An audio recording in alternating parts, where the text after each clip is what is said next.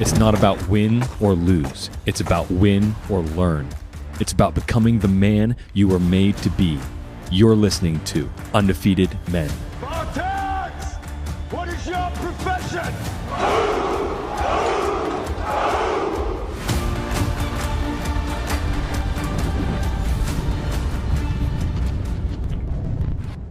Hey there, Undefeated Men. It's Arden and Cal. We're back with another exciting podcast episode. I know I'm fired up, and Arden's fired up to talk to you about mental fitness. Absolutely. It's a lot of fun. I mean, we're just after last week talking about spiritual fitness, we kind of dug a little deeper into mental fitness, but we would really want to touch like a lot more on that and kind of go through mental fitness and how important it is. The great benefits that you get from it. I was going to say overall benefits for mental fitness. We have a few different lists. A ton. It's a mess over here. Yeah, it's a mess because there's so much good stuff for us to think about. We took a lot of notes on this one. But one thing I think that we want to talk about with your mental fitness, how has this improved me so many different ways? Improved cognitive function. By having that good mental fitness, I'm going to have better memory, better attention, better problem-solving skills, all things that will improve my work and improve my work for my family when I'm at home, my relationships, everything like this. Improved cognitive function. Enhanced resilience. Because I'm mentally fit, I'm able to manage my stress in a way that allows me to be resilient and to bounce back from setbacks, adapt to change. You know, what do we say at Undefeated Men, right? We have to embrace life's difficulties. Yeah. Okay, we've got to embrace these life difficulties, right? We want to develop this resilience so that we can embrace them and take them on and bounce back from supposed setbacks. This gives us better emotional health. This effective stress management, again, gives us a good mood, a better mood, if it's not, in fact, a good mood. And we're going to reduce our risk of anxiety and depression. Your wife, your children don't want to be around you if you're anxious and depressed all the time. No, and we shouldn't be. We are, as leaders, we have to be that solid rock for our wives. I mean, wife. For our wives, and for wives in general. Not multiple. Yeah, guys. not each guy.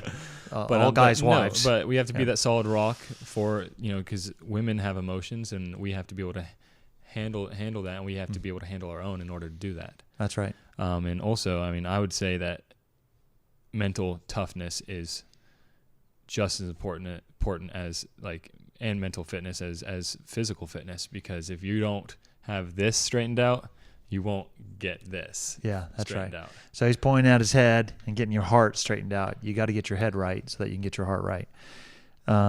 So continuing with the benefits that having this good, balanced mental fitness, there's actually physical health benefits too. Chronic stress negatively affects so many people in the United States. What's the number one killer? Heart disease. Yep. So much of the heart disease that is running rampant within the United States is related to the level of stress that people are handling in their everyday lives. I think it's because they also, lots of people, and I've struggled with this too, we tend to sit in our own manure pile of stress and bad thoughts. Stew. And just stew about it. And I mean, there's a saying that says, don't get so caught up on where you'd rather be or you're on your issues that you forget to be where you are in the present. That's right. Engaging where we're at. Exactly. Yep. And we get so focused on I'd rather be here, or my life sucks, this is going wrong, that's going wrong, instead of no. I'm gonna focus on getting into a healthy place and being a strong person mentally. That's right. It's kind of like when you come in, you've been and we'll give you some tips. Mowing and weed whacking or something like that. We'll give you some tips too on how to help you become stronger mentally. Absolutely. If you don't already know them. So you come in from mowing or weed whacking, you sit down on the couch, and your air conditioning happens to be working, and it happens to be working quite well. Well, we can sit down on our couch and just say, man, it's so hot out there. Can you believe it's going to be 104 tomorrow? Yeah. And you know what? It was 98 on Monday. And, man, it was a really hot weekend this last weekend. It's going to be even hotter this weekend. Man, it's so hot. I could focus on that, or I could say, man, it sure is nice to come in and sit on my couch and go, whoo, it's nice to come to this air conditioning because it's hot out there. Yeah. Sit down on my air conditioning and just enjoy breathing the fresh, clean air conditioning. As I sit in there, my wife says, "Hun, do you want to get your sweaty body off the couch? Yeah. You're sweating all over Well, but my I don't cushions." know about you too. Like, I like to sweat. Now, there's time and place for it. I don't like to be in my bed and it's AC's broken and sweating in my bed. I've done that before, and it's just hot as all get out. Yeah. And like, it's uncomfortable. You can't sleep. But I love to sweat. Like in the daytime, like I'd rather sweat. If I'm going to be out there working, I want to sweat. I want to sweat. It's a sweat story, funny sweat story. So when this is early 1990s, and I was on what we call a Gator freighter, which is just a United States naval warship that is toting around a bunch of U.S. Marines waiting for something bad to happen somewhere in the world so they can offload the Marines to take care of that problem. Well, we're floating around there, living in our berthing area, and our air conditioning did not work. We didn't really have a fan in the thing, and I just remember the sweat just pooling on my chest. Yeah, kind of like just pooled right smack dab in the middle of your chest. Then you'd roll over, and all your sweat would go. Yeah, it'd be like the spilling water, and just drip down you and onto your side and onto your sheets and whatnot on the bed. Of course, the place just stunk to high heaven because a bunch of dudes. It's 120 degrees in One the berthing part, area. Really bad man smell. The other part, extremely bad man smell. Yeah, that's right. Yes. So I really enjoyed that air conditioning. So that's what we should focus on, the time that we had that great air conditioning. Focus on the good things. That's right. And so that brings you some physical health benefits because we reduce our stress, and it gives us that overall well-being by maintaining that more positive mindset. And then we end up with that increased self-esteem and confidence. When we manage our stress and we make sure that we're mentally fit, it makes us feel like we're more in control of our life and capable of handling life's challenges. Are we technically any more control in our life? No, you're not actually technically in any more control of your life than you ever were. However, you'll feel as though you've addressed everything. Just before we cued the camera and turned things on, you were sharing something. Yeah, no, I was saying that the most of the time in my life when I've just been out of this world stressed, it's because I didn't do something that I needed to do. I failed. I put things to the last minute. Yeah, that's right. Kind of just like, no, I'll get to it. And then it needed to be done, and people were wanting it, and I was like, oh crap, I'm stressed, and it's my fault. It's not their fault. It's my fault. So you might want to have exercise some intellectual honesty and notice, like, wait a minute, most of the times I have been really stressed is because we failed to do something. So that's something that was my own personal little story. Oh, and I have tons of them. One I'm going to share is a great one, and I'll call it I got a jolt of reality. Yeah. So this was maybe fall of 1988 or spring of 1989. I was in college. I was going to college up in Wisconsin, and supposed to have my paper done and turned in the next day. And actually, my roommate too. We were terrible. We procrastinated and jammed out and danced in our underwear, whatever the heck we were doing. What we weren't doing was writing our papers like we should have been. And then we were trying to get into it and get into the groove of it. And before you know it, it was class time, and we had to go show up and drag our sorry bottoms into class and say to Professor, we didn't get our papers done. Yeah. And he was like, okay, I tell you what, if you give it to me tomorrow morning at this time, you come in and turn it in, I won't dock you a grade point for not getting your grades done. Yeah. So, by the way, that night we had drank like a bunch of coffee, all those sort of things to keep ourselves awake. We went out to the supermarket and we got Jolt Cola. For those of you that know, Jolt Cola might not be what it used to be, but back then that was the Monster, I guess, or you name the energy drink that you drink, the Red Bull, the whatever. That was Jolt Cola back in the day. Had 3 times, 4 times the caffeine of a regular soda or a cup of coffee. So we ran right back out to the supermarket, got some more Jolt Cola, spent the rest of the next night staying up all night writing our papers, got our papers done, and submitted them and turned them in. And who knows what my grades were for that poor effort, but it was a bunch of procrastination. Yeah. I could have written it the weekend before, before that, and had a draft. That made you exhausted, that made you have red, bloodshot eyes probably. Oh, right. And I might even had to call out on work too. I might have had a opportunity to work that night. That back in those days, I cleaned grocery stores at night. We had these machines. We'd go in and clean the floors and strip the floors and then wax the floors and do all this stuff. So you had to wait for the grocery store to close at like 10 p.m. and then you'd be there from 10 p.m. until 4 a.m. and they were going to open back up at 6. So you had to be out of the way by the time they were opening up the next morning. Yeah. And I probably I missed that work, didn't earn that money, all those things because I procrastinated and put myself under so much stress. And I remember dragging myself up to the professor, you're wringing your hands, hand, professor, I didn't get my paper done. I don't see you crying, but well, whatever I was doing, whining. That was more of my whine rather than a cry. You got the puppy dog eyes. You got the puppy dog eyes or whatever. Regardless of what it was, gentlemen, it was embarrassing. Yeah. And I'm telling that story and laughing. Well, I mean, but silliness. I've stressed myself out in the same kind of situation just by putting it off and procrastinating, and I've lost so many good opportunities. I used to work for some country music singer-songwriters, and I failed. It wasn't them. I failed because I didn't do the job I was meant to do and I was hired to do, even though I had complete ability and I was capable of it. I was like, oh, I'm gonna do this, and I was young and I was, not as driven as I am now to do a good job. But I stressed myself so much because I had like months to do the job, and I would do bits and pieces of it, but didn't outline like this needs to get done, this needs to get done, this needs to get done, and get it done. I was like waiting till the last like month, and then I was just like flat tick packed, and I still did a crappy job because I packed everything into the last month, and it gave me a little bad mark on my name.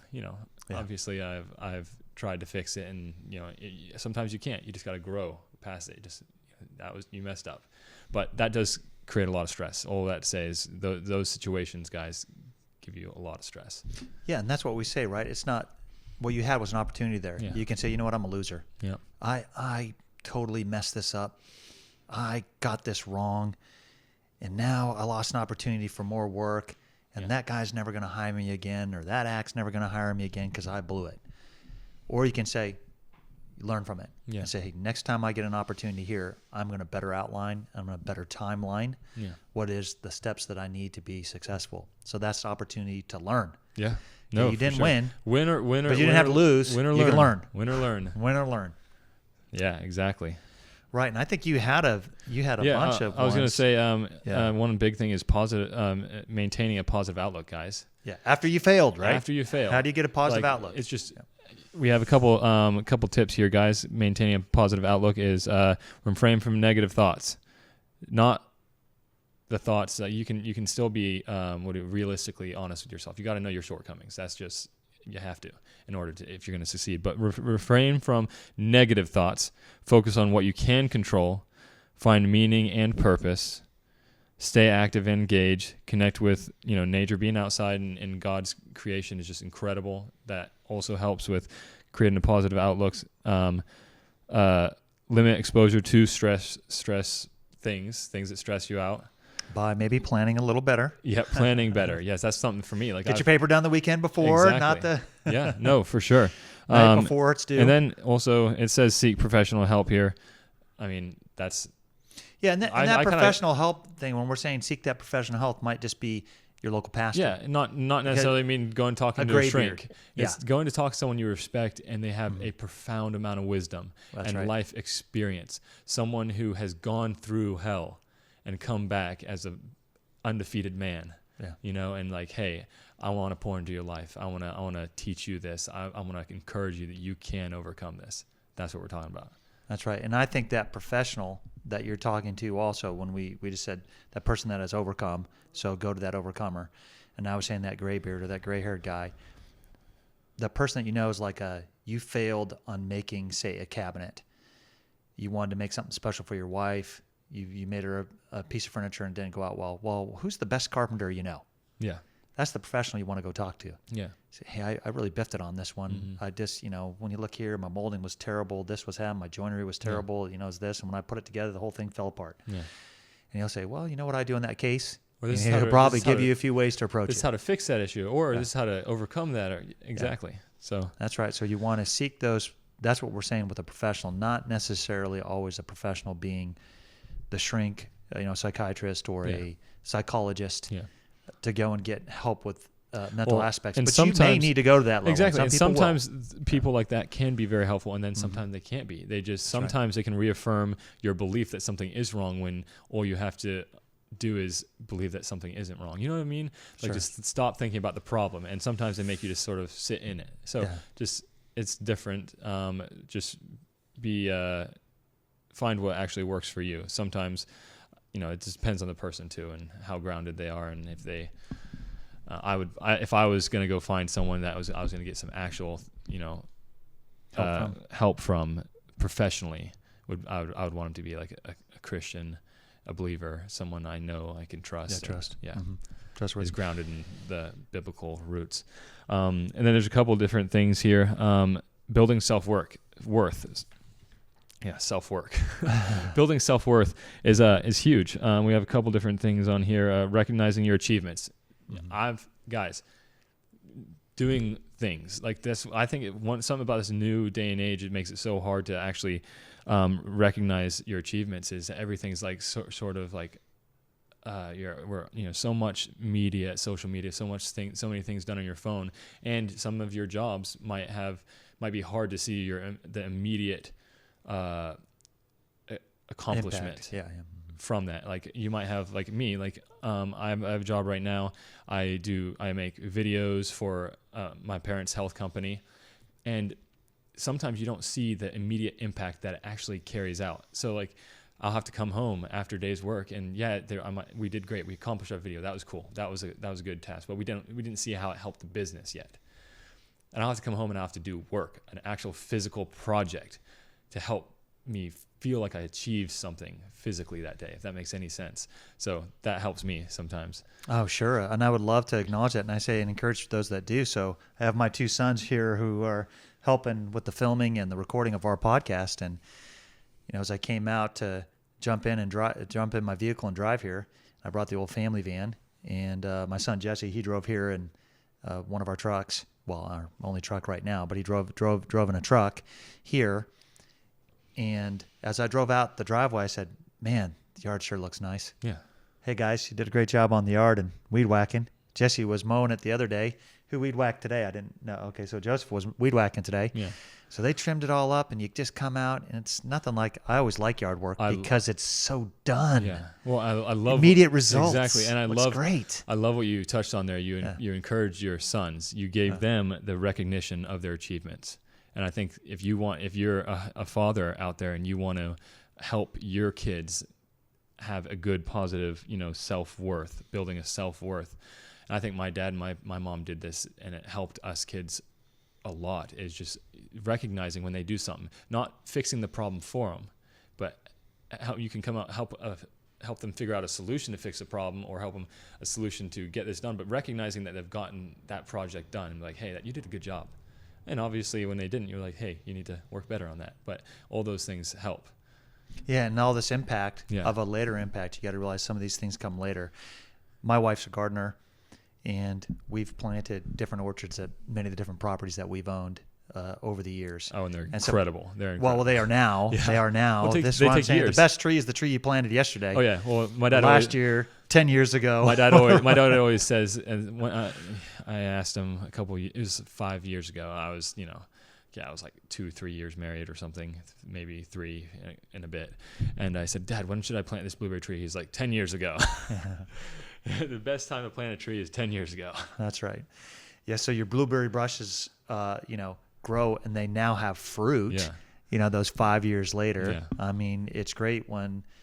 So I have my young daughters. They go out and they pick the blackberries, the strawberries, the strawberries. Oh my gosh! And they bring all that stuff in, and you have all this fresh fruit. Well, that began several years ago. Yeah. And the impact and the accomplishment of getting that isn't realized. So sometimes that fruit, and that's why I love that example in the Bible, often using that one, the fruit of your labor. Yes. So we're going to do some labor now. And what I was running through my head when you were thinking about it is, remember when you guys planted your grape orchard? Yes, actually, my dad reminds me of that every year because I mean, look what that thing's become now. Me and my brother Cedar planted that orchard in February. It was like cold, frozen ground. We dug that ground. We planted like 37 muscadine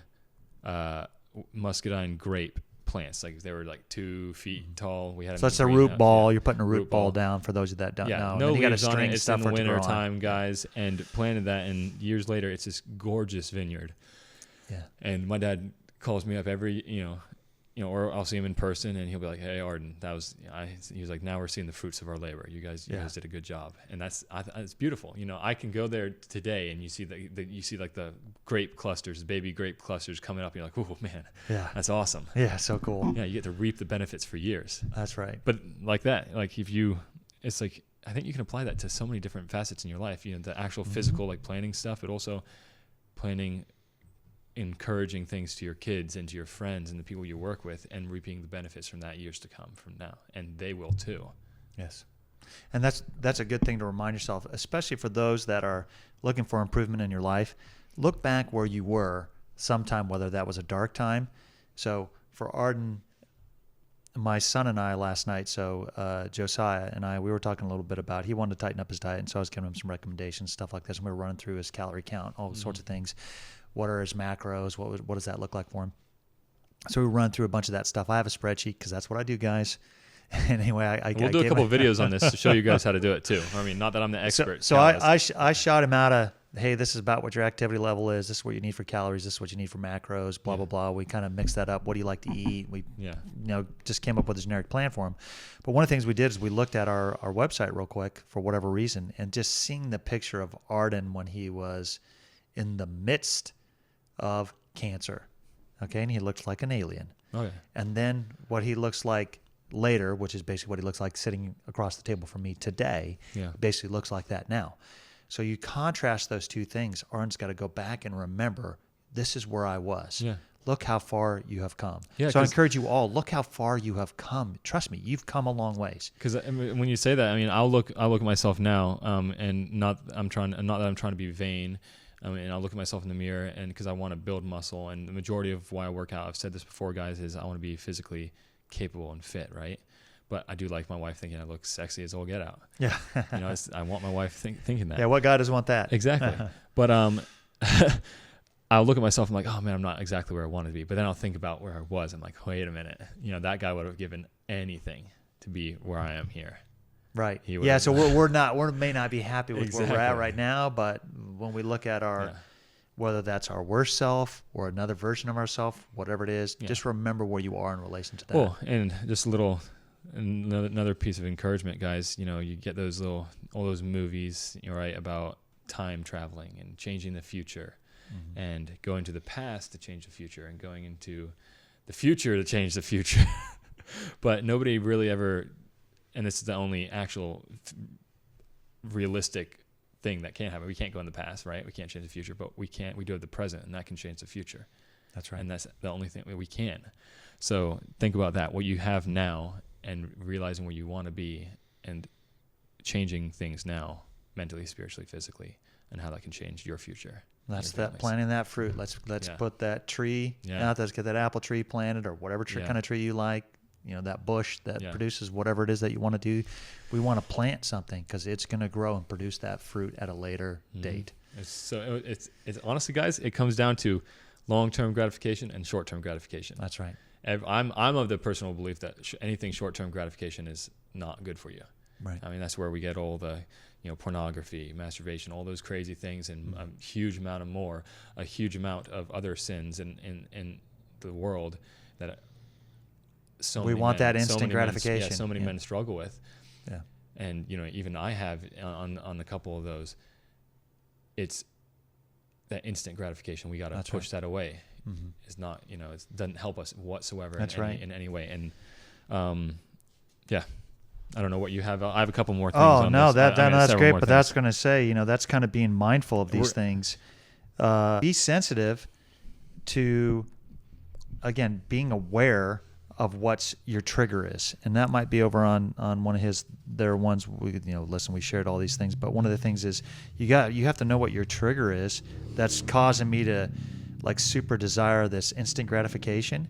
I need to be watching myself to say, hey, what's going to trigger me to do that? I need to be aware, okay, and then I need to not have the tendency to ruminate on the past events or ruminate and worry about the future events, both which are common sources of stress, but rather focus in the, as Arden said earlier, focus in the moment. Focus on today. If I want that fruit, I can start planting that today. Yeah. If there's something new that I want in my life, that change can start today. Don't say, well, I'll do it tomorrow. Let's start today. Yeah. If you want to start Well, eating better, eat better the next meal. And you got to see also that, like, procrastination is that short-term gratification too. Yeah. It gives us like, oh, we don't have to worry about it right now. Yeah, instant gratification. Instant. Ooh, I got to worry about it. Yeah. I'll just leave that till later. But you do. It just creates more and more stress. That's right. Another good thing for mental toughness and mental resilience and mental strength is positive self-talk. And I'm not meaning some sort of hippy-dippy guys like, oh, you're the greatest, yada, yada, yada. I'm talking about coaching yourself like, hey, you can do this. Yeah, you got this. You can do this. To yourself. Yeah. And I mean, I was listening to a podcast where a Navy SEAL was saying that that's a huge culture in the Navy SEAL, like in what they do with training and everything. They push themselves. You can do this. I'm gonna overcome. I'm gonna mentally, fight. the mindful. And I had to get to that with cancer. Like, hey, it's gonna hurt. I'm gonna overcome, whether in this life or the next. But I will be an overcomer. I'm not gonna let this define me. That's right. So your determination to walk that. How many laps did you have to do there? 16 laps. 16 laps to hit that mile. Yeah. He was determined to push along his little thing, holding his little thing close so you can't see his little butt while he's walking along like down the hall there. Every time someone comes by in the hallway, you get like, oh, on the back wall. Along. No, not really. Those not the gowns they give you at a hospital is what Arden and I are joking about. They're built. They're made for ultimate. The back is free there. Ultimate embarrassment. Yeah. I suppose you might be wearing underwear, but if not, you got to close those things, hold them close. Generally, yes, but like still, like when you're getting like a surgery or a biopsy, so many people, if you're listening, you've probably maybe had a little surgery or a biopsy or a colonoscopy and all those different things. They're straight up embarrassing. You never want to see that doctor again. Yeah, that's right. Hospital gown.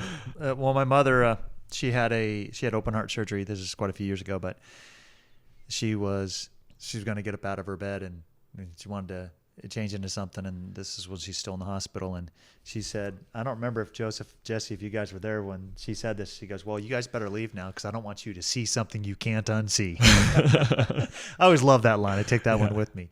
Didn't want you to see something you can't unsee. Yeah. Thanks, Mom. And we, of course, left the room so that she could get changed. Or maybe she had to go use the restroom. Doesn't matter what it was. But again, because she was going to get up in her hospital gown, and didn't have a back. Well, I mean, even like when talking about the positive self-talk too, going back to that, when I was doing, I've been doing cold plunges for coming up a little bit past 2 years now, I think. And I would always tell myself during the beginning of it, it's just so hard waking up early in the morning, jumping in cold water. It's the last thing you want to do, leaving your warm bed with your beautiful wife in there. You're like, oh, I don't want to do it. But I'd tell myself, you're going to get wet. You're going to get cold, but you're going to get back in the car 10 minutes from now and it'll be nice and warm and you just go start your day. So it's the first thing of beating. I found like some of the best things for my mental strength is actually accomplishing some things at the beginning, like the first thing in the day, just getting them done and overcoming. When you fight yourself, like your brain is fighting your own brain. Like you have the weak human side, I would say, of like, no, I don't want to do this. It's hard. That's going to hurt. It's going to be uncomfortable. But in your brain, you deep down, you do know like what you need to do and that you should do it. And you do it. If you actually do that, you feel incredible. Yes. Knowing that you beat yourself. That's right. I think that's to me, that's the same as that analogy of mowing the lawn. Yeah. It's done. Yeah. And you get a look at it and go, I did it. Yeah. You finish that workout. Remember we did the Murph workout together. Yeah. For Memorial Day. And we had a group of people out here, and it's a pretty tough workout. If you haven't done it before, you can look it up, the Murph workout. It's a pretty famous workout, but it's a challenge. Mm-hmm. It's a challenge. And Arden and I both had our goals for how we were going to do it, and we held to our goals and did it how we personally had decided we wanted to attack that event. Mm-hmm. Man, it was satisfying to be done with that bad boy. Yeah, it was. It was brutal too. Felt good. It was brutal. And I woke up that morning and I had a little teeny sore throat, and I didn't sleep that much that night. And I woke up and I was like, man, I think Uncle Cal, this is the baby part of me, would understand if I didn't get that much sleep and I have a sore throat. He would understand if I didn't do it today. But then the other side of me like, no, you're not getting out of this. That's not going to be that easy. Oh, right. And I did it. And after that, I didn't even feel my sore throat. I didn't even feel tired. And then I had a great sleep that night. You just got to push past it. And That's right. that helps mental strength, knowing that your mind can be stronger than your mind, if that makes any sense. Sure. Well, a lot of it is that healthy dose of self-determination to will it so. Mm-hmm. To decide that you're going to do it, you'll then do it. Mm-hmm. So the Navy SEALs talk about that. For me, I was as a reconnaissance Marine back in the day. I remember going to SEER school. Okay, so that's survival, evasion,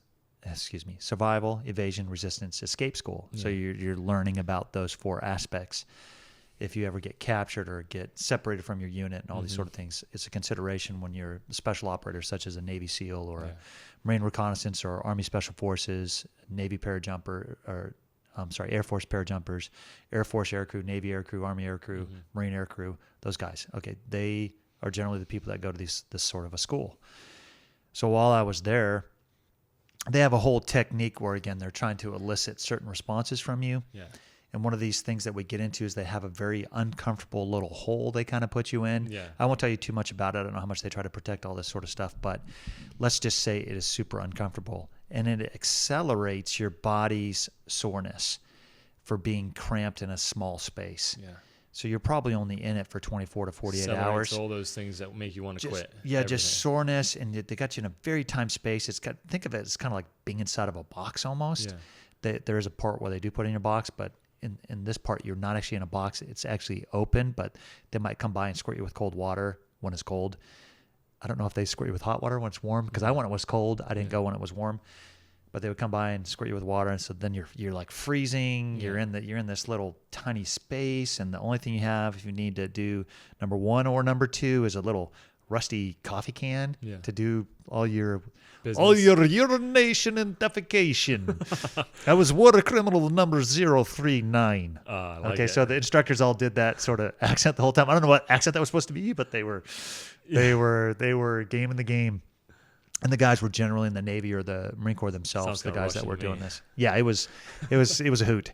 Actually, it was not a hoot. It was very painful, and it was a lot of suffering. But you felt great. But when I was in it, I was in this accelerator part where you're just miserable all day long, and however long I'd been in there, I just had to keep reminding myself of my goal. I wanted this. Mm-hmm. I want this. I can do this. I want this. Because I wanted to all I had to do was stand up, walk over, ring the bell. Yep.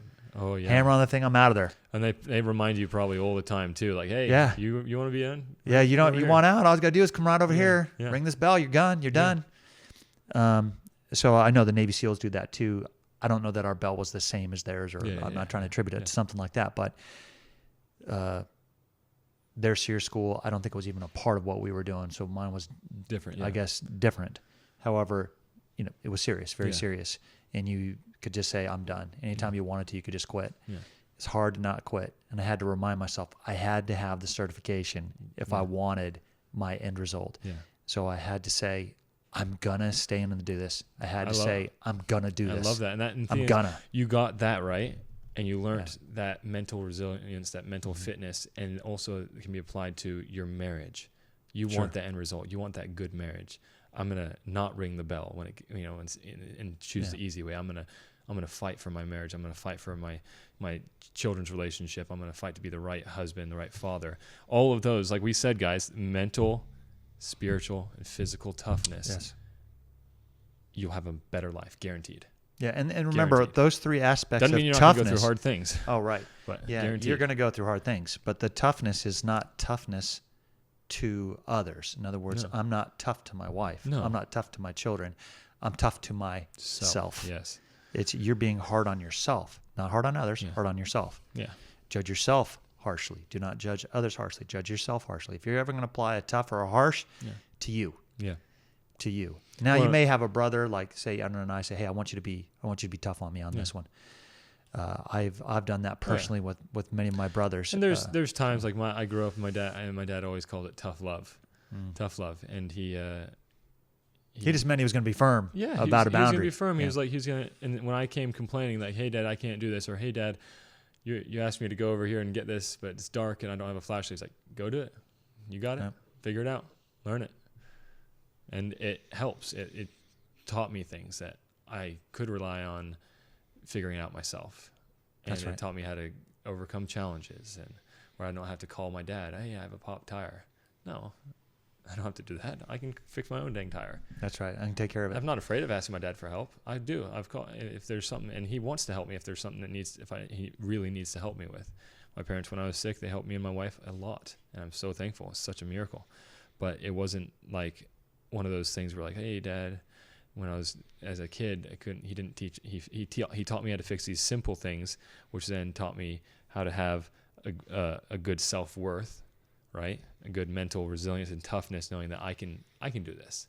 It's building that into your children. And that's what he did.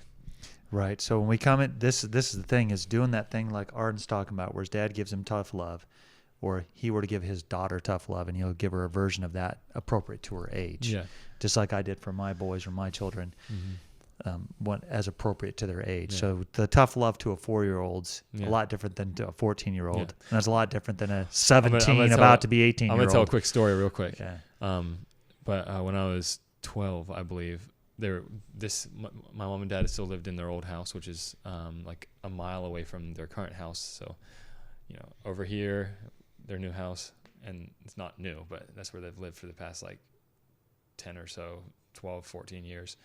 This house, I was like 12 years old, and they lived over there, and we were still building this house, the newer house, and I had left the doors open, and we had goats out there, and the goats had gotten inside, and Dad he'd finished work that day painting at his job in Nashville, and he went to this house to go finish some last minutes, he was doing touch-up work every single day after work, and he came home here, and he saw crap everywhere. The goats had just demolished a brand new floor that he had just, they had peed, they had pooed, it was crap everywhere. Just smelled like a horse stall, just like a barn. And he came home, and he was ticked, and he said, we're going to go over there. And I said, okay, I'm so sorry, Dad, I'm going to hop in the car. He's like, no, you're going to run. And he followed me in that car, and I ran. Honking the horn. Yes, the whole way. And he was like right on my tail the whole time. Yeah. And, at the time I was like, why, Dad? I can't just hop in the car with you. And I learned my lesson. I'm going to have to clean it up anyway. Yeah. No, but he wanted to teach me. After that, I was like, I'm never going to leave that door open again. Yeah. I'm never going to do it again. Yeah, that's a great object lesson of appropriate tough love. Pretty tough. Some parents would say that was too tough. Yeah. Some parents would say, that's not tough. I'll tell you what tough is. Yeah. But regardless of what that is, he held a boundary, and he had a reason to do it. And it was not a mean-spirited thing. No. He wanted you to know how important it was to keep that door shut. Mm-hmm. He was so determined that you were going to know what that was, because that was such a high penalty. And another thing, too, is your parents didn't have a lot of money back then. No. Dad was piecemeal. He's going to have to repair all that house. That house stuff. has still not. My dad's, he's financially well-to-do now, but that house is still not done. Just because my dad loves building, and it has been he's always adding something on, almost as long as I've been alive. Project, it has been just a constant add-on. That's right. I love to tease him about.